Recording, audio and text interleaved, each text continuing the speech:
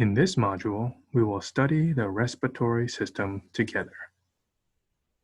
As you can imagine, respiration is critical to maintaining life, and we will look at how the human body accomplishes this task.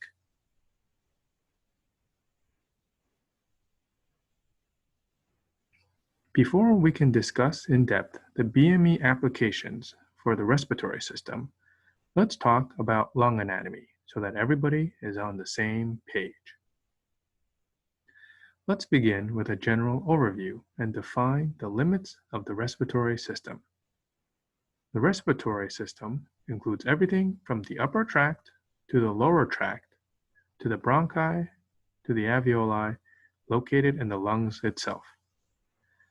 The lungs can be separated as left and right lungs and can be further subdivided by the lobes, in this case, the superior lobe and the inferior lobe.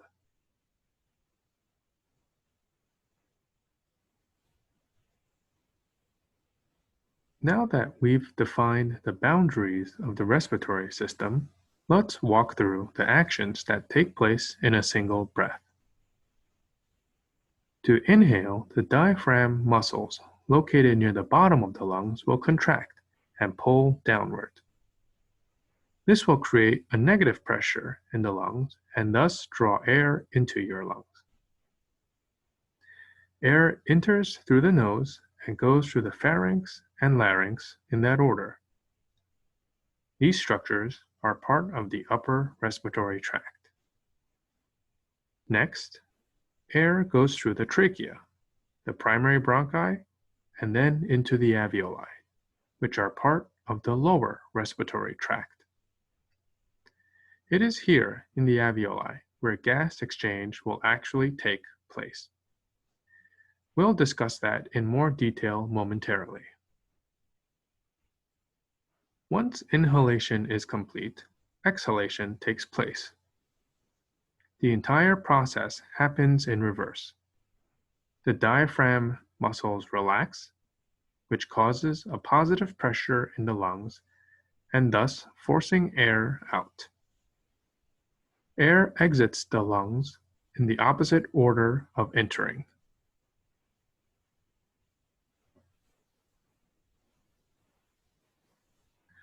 Let's discuss the alveoli anatomy in more detail. At the terminal end of the bronchiole, the air enters the respiratory bronchiole and then into the alveolar duct, and finally ending up in the alveoli, which are heavily vascularized. This means that there are plenty of capillary vessels surrounding the alveoli. Here, there is a thin membrane layer of cells, which is thin enough to allow gases to be exchanged through the membrane.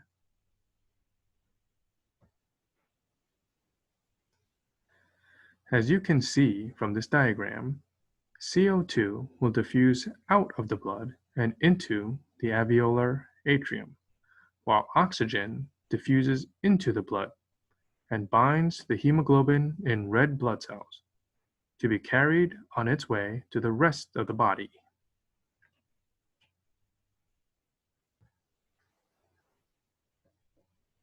Now, let's discuss common lung conditions. One of the most well-known conditions is asthma, which is a chronic lung disease. From a numbers perspective, approximately 8.4% of Americans suffer from asthma, including 7 million children in the US. Most individuals with asthma can manage asthma with proper treatment, but about 10% of asthmatics have severe asthma that does not respond well to treatment.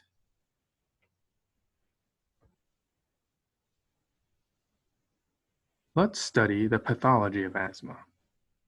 Asthma is a condition in which your airways narrow and swell and may produce excess mucus.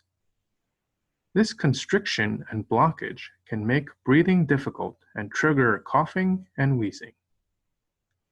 Most asthmatics compare an asthma attack to breathing through a straw that gets smaller and smaller, depending on the severity of the attack.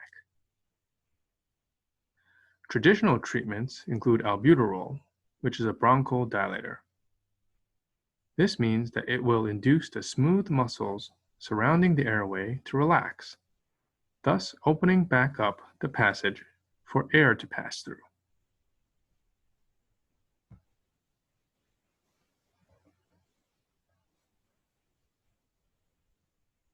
Another common lung condition is called chronic obstructive pulmonary disease, also known as COPD. By the numbers, 3.2 million people died from COPD in 2015, and 16 million Americans currently suffer from COPD. There are two main types of COPD, chronic bronchitis and emphysema.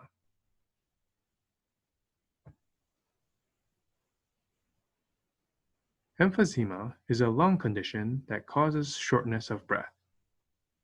In people with emphysema, the air sacs in the lungs, alveoli, are damaged and operating at a reduced capacity and efficiency. Over time, the inner walls of the air sacs gradually weaken and eventually rupture, creating larger air spaces instead of many small ones. This has the effect of reducing the surface area available for gas exchange.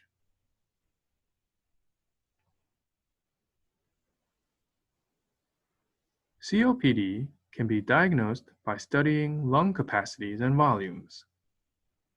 By measuring the relevant lung capacities and volumes, it is possible to diagnose individuals with COPD.